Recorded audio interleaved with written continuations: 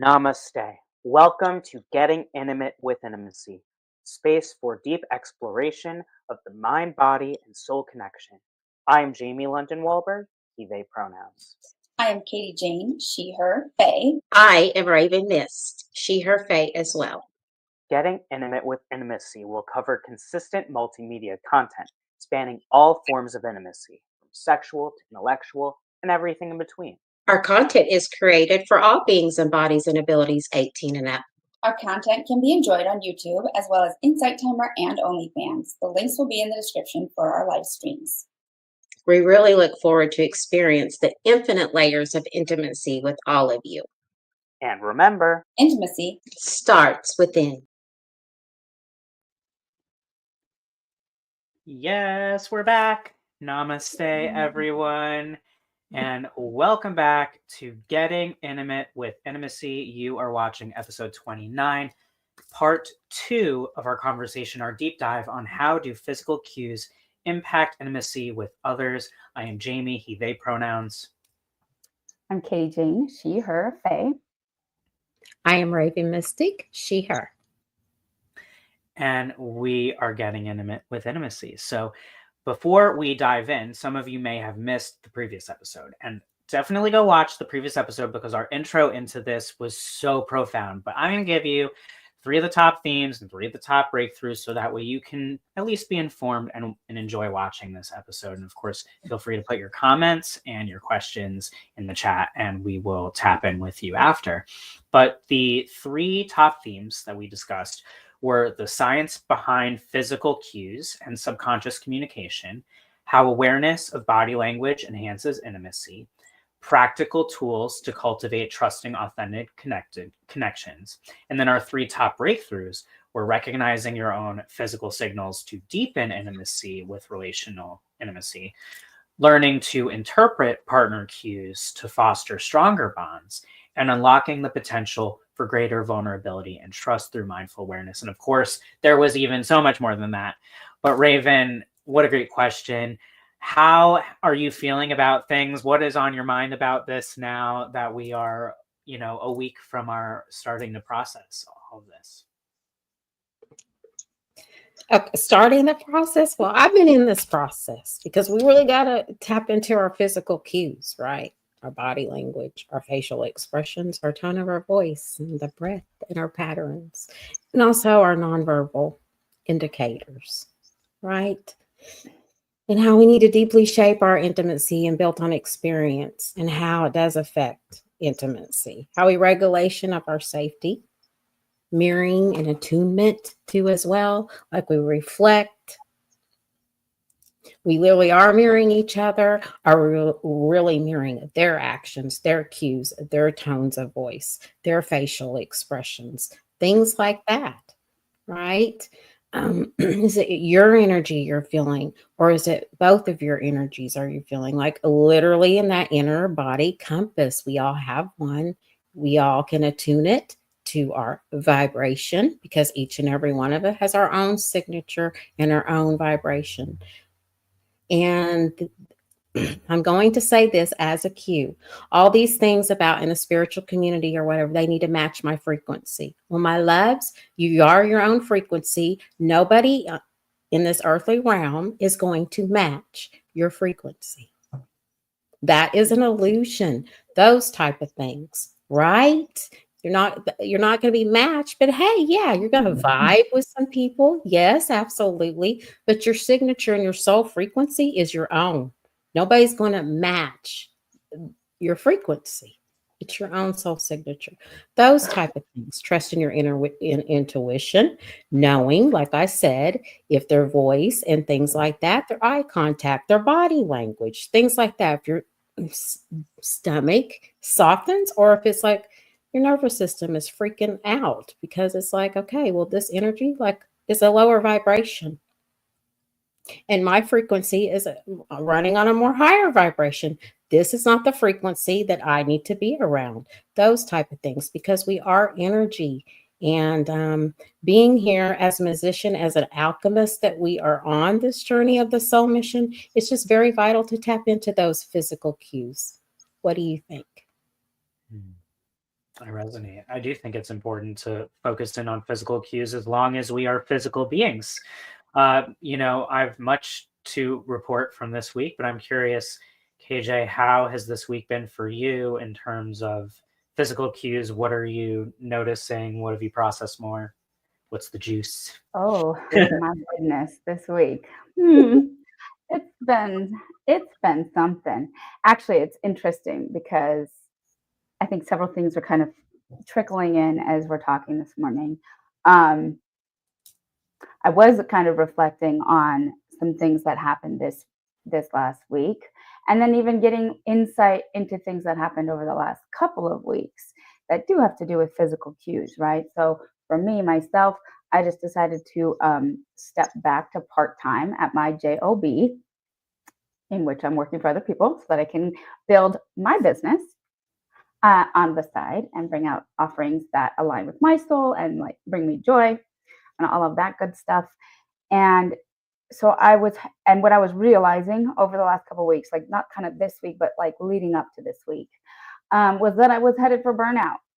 And was aligned with the decision, to ask for part-time work, right, to step back. And the fact that, and I'm just, the last 2 months have been very dramatic, shall we say, for me personally, just things with my closest people in my life, um, lots of shadow work, lots of things going on. And so I, emotions were heightened. My physical conditions and fibromyalgia and things like that were heightened. My physical responses, which affected my ability to, I'm not going to say control my emotions, but my emotional response, right? I was more emotionally reactive than I normally would be, right? I know I'm an emotional being and I can do pretty well at moderating that when I'm around other people, especially if I'm being professional, I'm being paid on a job, right? Um, but over the last couple of weeks, I've had some like super emotional breakdowns. Privately, usually in the car, like I drive, I am a delivery driver for a living at the moment. So I'd at least like process it in the car so that I could continue to show up for my clients and customers. Um, but it's something I've been reflecting on, right? As I'm reaching this decision of stepping back in the hours there, I've like, wow, even just making that decision, right, took like a weight off. And so it was that process of observing, like, wow, Katie, you were really trying to do too much. You had to do too much. Your body was screaming at you. And that did affect my ability to communicate and interact with others, right? My partners, my coworkers, things like that. I responded and reacted a little differently than if I had been fully better physically rested and resourced, right? So we've talked about that dance of finding balance, and our physical cues are a great way for us to tune in and check for those. Where's the balance at right now? So that's definitely been in play for me the last week. Um, and the fact, and just like what Raven said, is am I, and when I know for myself that when I am less physically resourced, I'm more likely to feel other people's shit more, right? Like, okay, I'm not dealing with my own so very well right now. So therefore I can be a little bit more impacted by the ebbs and flows and spikes of other people's emotions and situations around me, or just react more emotionally, like I said, because I wasn't paying the best attention to myself and to my body. And I let it get to that point where it was needing to scream at me to get my attention rather than pausing, taking more positive and doing better self-care. Which, yeah, it did affect my overall, intimacy and interactions with other people. Huge. That's huge. Human. I'm proud of you, like really proud of you for making that change. And it shows also how quickly we can put that pause and make a change that may feel so huge to make, but it like quadruple in impact positively. right? For the fact that like dropping down, like your whole energy, like I don't know if you agree with me, Raven, like is her energy not totally different from last Mhm. previous week? Like you've Mhm. got your glow back about you. Like, and I was sharing with KJ, and well, KJ, you weren't there yet, but I was sharing with Raven right before we came on that I myself have in the last 48 hours especially had some really big breakthroughs and things that sort of hit ahead and got addressed at that moment, whether I wanted it or not, because that's just where I was. And right before we all met for the stream, I just realized how much lighter I felt and how I was starting to feel much more like myself. And I was like, whoa, observation mode. Like that was a lot of stuff and a lot of energy. Like, no wonder I was so tired. No wonder like I was feeling distracted in these moments. No wonder this and the other. And what I feel like there are many things I'm connecting between what the three of us are saying and things that we spoke about last week as well. What I'm really seeing is central here that we've all been speaking to is the boundaries, right? The fact that the physical cue is helpful in a physical boundary and does communicate to some degree. Ultimately, we need to create much better, clear boundaries for ourselves and honor what it is that we need in order to have the benefits of the physical cues and to actually be able to have the outcome that we desire. And, while having emotions can be read theoretically on the face and also in energy and frequency, as Raven was initially speaking to, we have the opportunity to go much deeper in order to make sure of what we're conveying. And I've been having a lot of clarifying moments that have led to clarifying conversations and then other conversations that I'm realizing like need to be had because there were only physical cues that led some of those conversations. And the impact of that was confusion and my making meanings of things that were or were not possibly there versus the conversations that I've had that have been very clarifying have they also came with physical cues like the distance that I felt, for example. I started to feel closeness and that was matched with like someone physically coming close to me, right? And like a hug. And so there's so much that I've been thinking about this week and it's really come to boundaries. And I feel like the lightness that I'm feeling is standing up for myself and physical cues may not always land, right? But whether they do or don't, what I'm seeing is there's something to learn from the experience.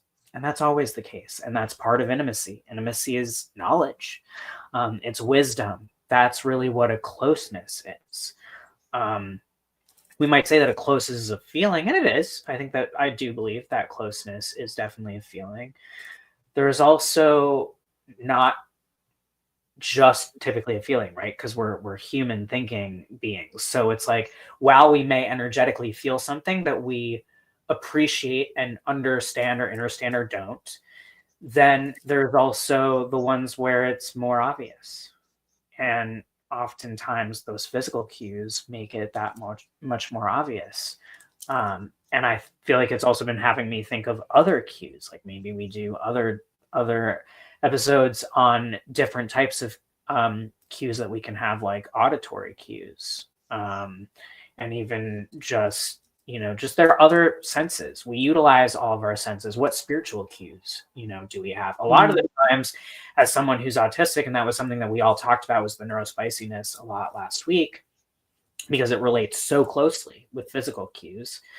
I've been looking at in my observer mode, realizing that my spiritual cues either like save me 99% of the time or that 1% of the time really does not help.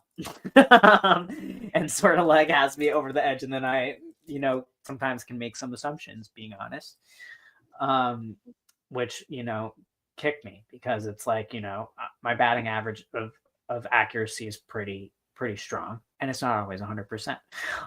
So, it's interesting how much this really is just so deeply layered. KJ, you were talking about how you really recognized how much your experiences were, impacting that intimacy with others. And, Raven, you've had so much engagement with other people recently. So I'm curious, in these different experiences that you're both having that maybe are outside of your typical everyday that you typically would have, what are the connections that you're making? What has the impact been? And what have you done within your physical cues to maybe change that?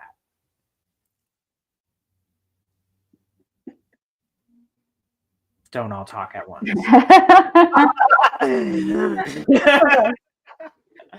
Raven. What have I physically done? Showing up and being there and being my authentic, pure self.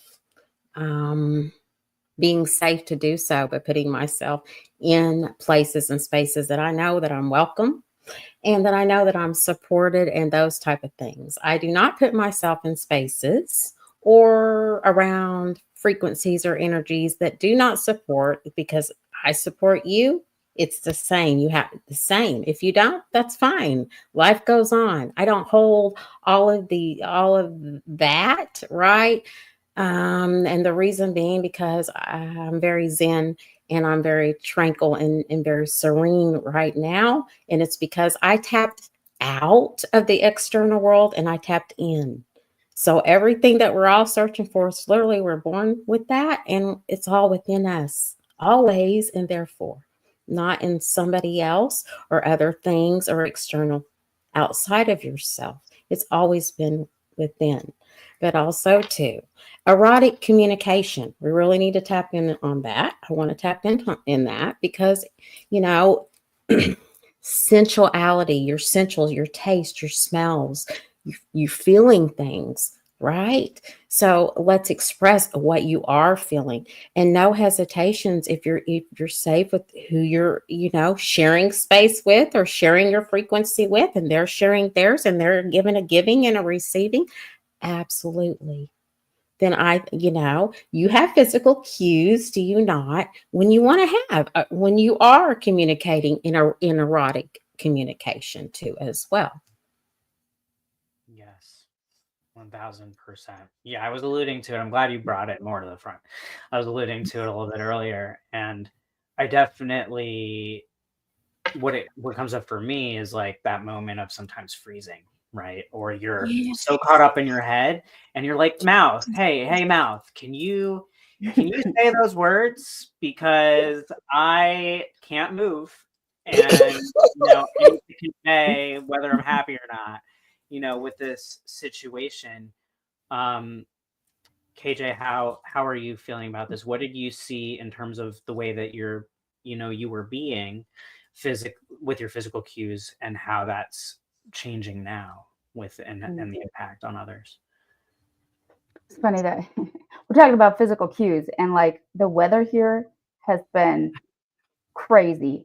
And we have a very unique weather cycles here in the Valley of Phoenix, Arizona, anyways, because things are like constantly blooming. And then we're in monsoon season. And so we've had little bits of rain here and there. So my allergies, I'm like constantly touching my face, and I apologize for that. But it's like things have been activated. And so part of what I have been working on is realigning, right? Refinding my center. And for me, that's been a lot of self-care and communicating when I'm uncomfortable communicating, specifically with my partner and my boss. Again, advocating for myself, like Jamie said, standing up for myself, standing my ground, saying, I know I've done nothing wrong. I know I'm here to speak my truth, right? And advocate for me and my coworkers in certain situations. And self-care. I was referred to a fabulous, like amazing massage therapist. She has a bunch of different modalities under her belt. So I got a massage last week. I treated myself to it. 2 hours massage yesterday morning. And she's an energy worker and an amazing all-around being. And it was very interesting to listen to her talk about what my body was telling her, right? And about how, and there was, she even did, and she asked me ahead of time due to our conversation if if I wanted her to look for any cords that need to be cut. I said, please do, right? At the end, she told me she had found one attached to my right hip. And in the first massage, I told her this right hip has been bothering me forever. It was pretty gnarly. It's been there 3 to 5 years, and your muscles were fighting back. It's almost like they were like convulsing around, So it's those kinds of things. And that's what I love about the fact that we are herd animals, right? We need each other. We need other humans to support us in ways that we can't do ourselves. I can't see my back muscles, right, things like that. So that was interesting to hear, and like just some of the other things that she found and read in my body that made sense, and they have to do with old injuries and different things like that, right? So what is our body? Our body is constantly communicating with us, and are we present to lean into that? And then again, like I said, I took that Epsom salt bath this morning because that's a natural way to detox after a massage, if you don't know, and drink lots of water. I'm on top of my water today. That's the plan. And the other thing though that has been coming up, and it trickled in at the end of last episode, but I've been hearing it again today. We're talking about conversations and communicating. Oh, the other thing was that I had some very vulnerable conversations with my fiance and nesting partner, right? And and that involved courage for me because I was feeling like too much, because I was in that overwhelmed place with feeling all the things, trying to make this big decision. And so I we both had a couple of good conversations that were healing, and then we reconnected physically, like Raven was saying. Erotic intimacy is very, very important, especially for a Scorpio and a Leo, right? So but that's also that we're using our voice, we're using our throat. This is part of our body, and we're using it to communicate. That's something that also gives you signs, right? If you feel closed off or unable to speak in certain situations or around people, like Raven was saying, she doesn't go there anymore. She knows. She's made that discernment for herself. I'm already going to read the energy. I know where I belong, where I'm welcome, period. Great. Love that for you, right? And I love that I've also done a lot of work in that regard, right? And sometimes things are out of control and you run into these situations. That's a cue, right? Though, of your body, any part of your body contracts. What does that mean, right? Am I in danger? Do I feel uncomfortable? Do I feel like they're attacking me in some way, right? Or just unsafe, just not aligned. So those are all really, great awarenesses, things to check in. But it's, people get choked up. We talk about our voice all the time. All the time. And there's so many different ways that we can use it, right? People's voice catches if they're emotional, if they're lying, if they're nervous, right? Like all these very human things. And this is such a vital tool that we all do have, right? And then there's the, like I said, me personally, I could talk and talk and talk. I like to talk, but about my throat chakra healing journey, right? I grew up in a cult, in a family of musicians, but had such deep complexes about my voice and my singing voice and not being good enough. So I've done a lot of work, right, consciously around that. And it's been really wonderful. I personally, I've actually really enjoyed that part of my healing journey because it's so freeing, right? I free my voice. And that's, otherwise I wouldn't have been able to come to a place of getting light language activated and be a harmonic channel, right? So to me, I think that's an important one as well. Super important. Both of you, your shares are creating such clarity and are powerful. what's coming to me right now is that is something that I don't think we've touched upon yet, which is acknowledging. I think it's super important that we acknowledge that there are both voluntary and involuntary physical cues.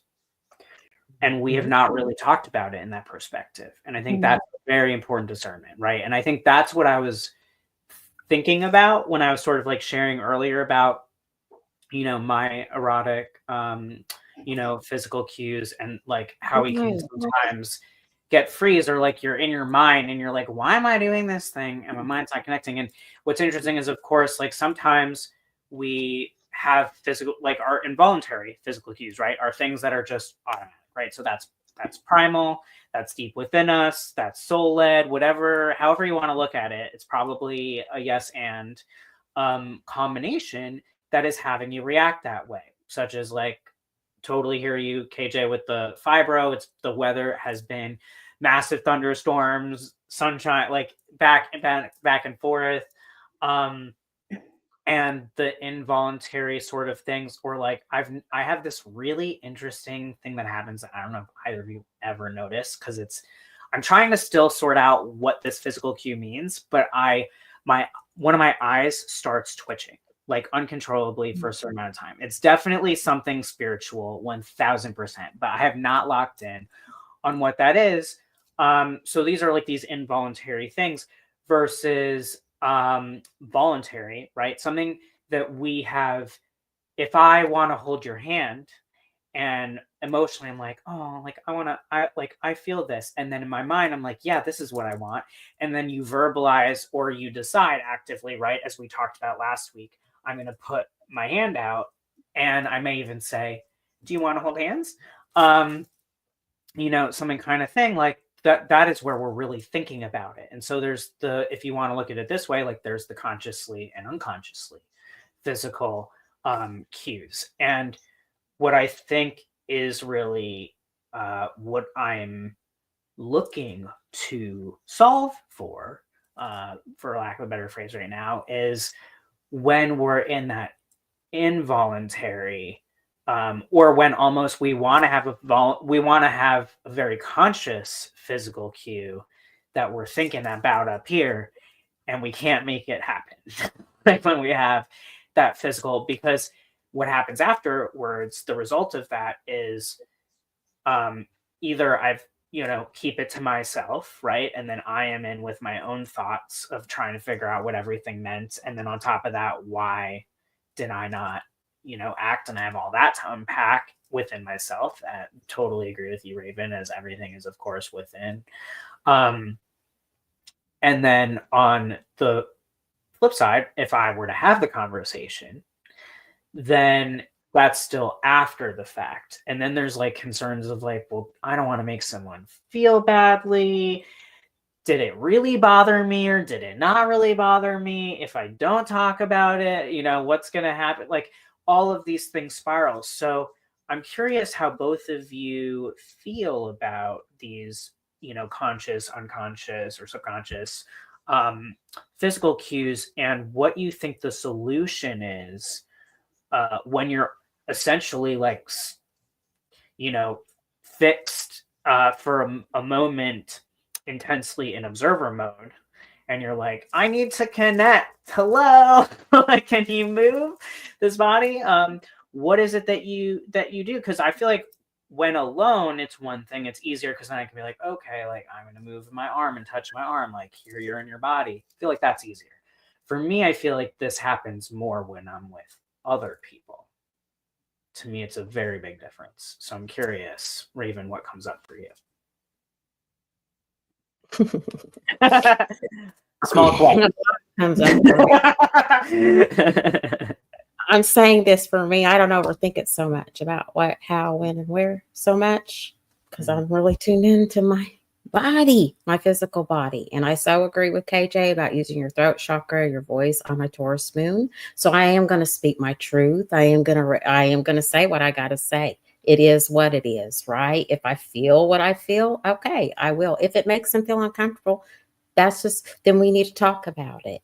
Not second guess how, what, when, and where, all of those things. No, because that just adds more anxiety. And then that's going to ripple out on, you're going to emit that frequency into the room with other people, and they're going to feel that. And then they're not going to know why. And they're going to feel, what did I do? When, or you both are. It's going to be a very awkward situation and moments. And yes, those things do happen. Absolutely. But I also, we are an instrument. Okay. We're an instrument. We're a frequency, right? Harmonic frequency in this beautiful vessel that we are, and we do have that inner awareness and that subconscious and all of these things. Absolutely. That's part of being human. But when you really are tapped into yourself and have that alone time with yourself to process those emotions and to search, okay, am I really thinking too much into this?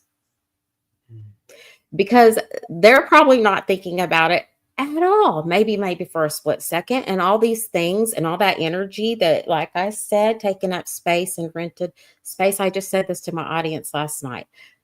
Why take up frequency or other energies as a waste and letting that frequency or those thoughts even take up rent into your mental facility? Mm-hmm. It's a waste of time, and it is literally a waste of energy. Because why? Because we are literally, our energy is going out there outside of us all the time.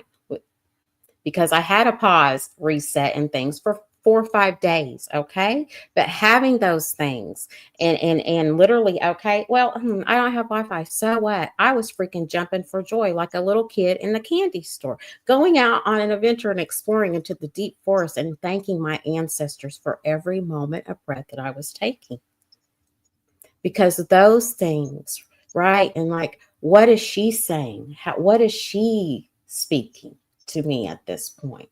What are the animals? They are all in full circle of life. They are all one, and they are so interconnected, and so are we. But with all these frequencies and outside distractions, right, and those type of things, what does really matter to you? Really, really, truly matters. Those type of things, not like, oh, well, she did this or she did that. Okay. Or he, or whatever those things are, because maybe they didn't know no better at the time as well. Right. So let's have those one-on-ones and discuss it, not set up Zoom, not just to think, well, other people's or emotions does not matter, because yes, it does. So why does other people think that there's emotions matters way more than other people's? That's just not the way the cookie crumbles. Or does it work? That's where feelings get hurt and people do not mirror or reflect each other. And hold yourself literally in those spaces if you truly are going to do so. And stand on your word to do that, because integrity and all the innate wisdom and those things, we are born with these tools and we all have these innate abilities. It's up to us to tap into them. It's really up to us to do so. And if others choose not to do so, then it is what it is. They are free will to do whatever they choose to do so. But yes, with that, I'll land. Overthinking, yeah, is definitely one of the many ways that my autism presents. And yeah, I think what like 99% of the time, I feel that super strongly applies. I think what I'm speaking to, I guess, because I'm also like dancing around the conversation, because I don't really feel like sharing this, like, as open as I am, there's a fine line to this very specific thing of like, this is just one of the few things that I'm not going to dive into detail on in a live that's going to be on the internet forever that my mother's probably going to watch. Hi, Mom. So anyway, like, ultimately, what I'm speaking to is when boundaries have been communicated and you've already had a conversation, and then physical contact and intimacy happens, and there are physical cues, and everyone had a grand time, and then you leave that, and then you're like, in the moment, in my mind, I was like, wait, this is not fully what we said was going to happen. Now, everyone can change their mind, but when there's a big change, especially when you're not talking about something that is perhaps vanilla, you want to convey, something and have like a 2-second even exchange of verbally of like, hey, I want to change this. Okay, great. But what happened was I was stuck up here in the monkey mind, and the rest of my body was like, we're having a great time. Can you get on board? And, and so after I've been there. yeah, That's why I'm laughing. after the fact, You let your Mercury kick in too bad. yeah, 100%. So I think my Mercury is in Pisces, if I'm not mistaken. So yeah, I know. And it's either in Pisces or Gemini. Either way, that sort of brings me back to the same circumstance. So the same behavior. So Yeah. after the fact of thinking about something and being like, huh, I wanted to be able to match my verbal cue with my physical cue, or I wanted to clarify that to get into this boundary. And a lot of this, I think, is definitely a within kind of thing. And so that's where I'm at right now. I'm like processing within, and I'm like, okay, like this happened. Like, would I have done things differently if I'm getting really real with myself? And, like, did I really enjoy myself? And it's just that, or do I need to have a conversation? Right. And then what to do next. So I feel like your advice right now is so poignant to where I'm at now. What I'm curious about is what to navigate in those moments, right? Where, as we're talking about, like, you've had a conversation, right? That's already happened. Now you're up in your head in the heat of the moment, where somehow there's all time and no time, right? As we know, right, that primal button pushes on, and we can find ourselves in situations that we like partly agree to. Am I making sense? So it's like, how do we got to do bridging of these so that they agree. To me, it's about, so we've talked a lot about self-awareness, right? And we are all very three self-aware individuals, and we're human, right? And your body is going to react in different ways.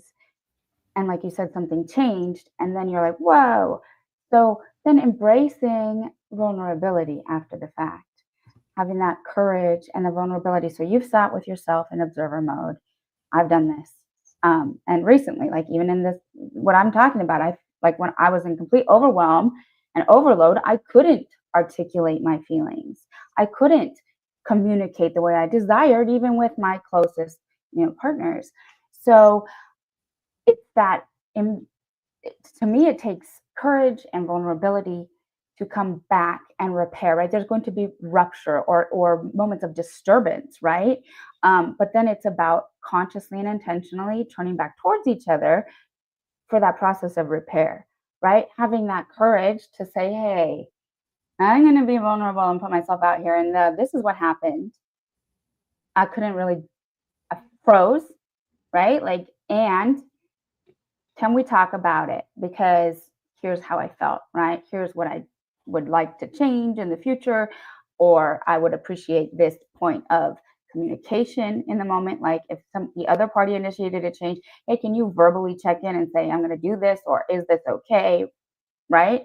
And yeah, it takes vulnerability to come back and have those awkward or uncomfortable conversations. And that's what creates the most opportunity for growth, right? For yourself and in your relationship, building that self-confidence to say, I know what I want, and I can tell people, right? I can advocate for myself. I am worthy of having this vulnerable conversation to make my future experiences better, right? And especially when it comes to erotic and sensual experiences, I am the biggest fan of it should be equally enjoyable, right? Or for all parties involved, whether it's two or more, everybody should be having the best time of their life, optimally. And we, like I just established, we're human, and it's sex can be awkward. We all know this, right? But having that, whether it's sex or a different experience or a conversation, something didn't go well, you get triggered. It's that take whatever time you need to be in observer mode, right? To check in with yourself, to sort it out, but then have that vulnerability and courage to come back and say, hey, here's the conversation. And to me, it's harder when I feel I'm wrong, right? Or I reacted a way that I did not love, right, in the moment. So I think that's a big part of it for sure, is we have all this body wisdom, and what do we do with it? Are we willing to put ourselves out there and be vulnerable when, hey, like my body was really telling me this, so I need you to know. And what are we going to do about that? That's such a good point. Yeah. And Raven, beating yourself up that in the moment it didn't work the way you wanted it to, right? Yeah, this was this was a kind of newer experience for me, whereby everything went well until sort of like after, like it was me, overthinking it, because we grow, we change, as we've talked about, and sometimes things that you say you're not going to do, or things that you don't think is a good idea, and then you do it, and you're like, why did I think that was a bad idea again? Kind of thing. And then you also come back to it and you're like, shit, that was not very responsible. And that leads me to sort of what I feel like you were speaking with. And I'm curious, Raven, what your thoughts are on this. Is I feel what's coming to me right now is that we all have a responsibility with our body wisdom, and to utilize it not only within ourselves, but the fact that our body wisdom and our physical cues from that wisdom impact the treatment of others and those experiences. Because as KJ just said, like, everyone ought to be having the best time, and I'm like 1,000% on board. I'm very much an equalist on that, or at least more so equitability, because that can look different on either side what that means. But like the point is that everyone is having, yes, a grand time. So Raven, what do you think is the key when it comes to being responsible, that ability to respond with the body wisdom in terms of interacting with others? Like and you can feel free to take it on the scale of like the things that are very important and serious to things that are maybe just more fun and fluffy, whatever you feel called to. I think being vulnerable is a strength. It's not a weakness. It's the most powerful thing you can ever do. Okay. And I understand that the social engineering thinks that vulnerability is a weakness, but it's not. It's the opposite. So being vulnerable is very much a strength. And I had to learn that very much so with a near-death experience, for a lot of trauma with me, but I had to, because it's just what I had to go through. Right. But it was like being vulnerable with your own self. You got to be vulnerable with your own self first before you can be vulnerable with the others. Straight up, whether it's in a light and fluffy situation, a serious situation, professional situation, whatever, you know what I mean with those things. And there's just certain situations, right, with groups. And like you said, it needs to be, everybody needs to be having fun. It needs to be pleasurable. They need to know that they can be felt and touched, and it's erotic, and and be in that ecstasy, and be able to drop into your primal state. That's your root chakra. That's your Scorpio. We all have that, right? And it's our primal chi. It's our Kundalini. And sometimes we will have those more of Kundalini activations when we are going through those things. So not just physical cues, we're having spiritual awakenings, spiritual pivotal awakenings, right? But as long as you're safe, you're having fun, it is pleasurable. Just please, next time when you're in those situations or whatever, just drop down into your heart space, right? And your body. Tune into your body. What is your Uranus, right? Your nervous system. That's Uranus. That's our nervous system. What is your nervous system? Just drop in that. Don't overthink it. Flow with it. Feel That's physical. Feel your way through that without trying to really be emotional about it. It's called emotional resilience, That right? makes a lot of sense. Oh, Yeah.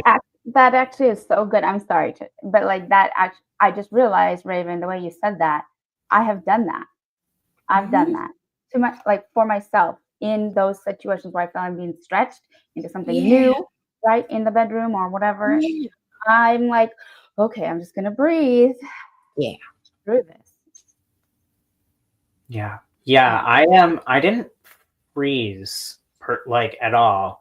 I definitely follow if I were if I had to answer the question of like, did I follow my heart and soul and intuition in my behavior? 1000%. That is exactly what happened.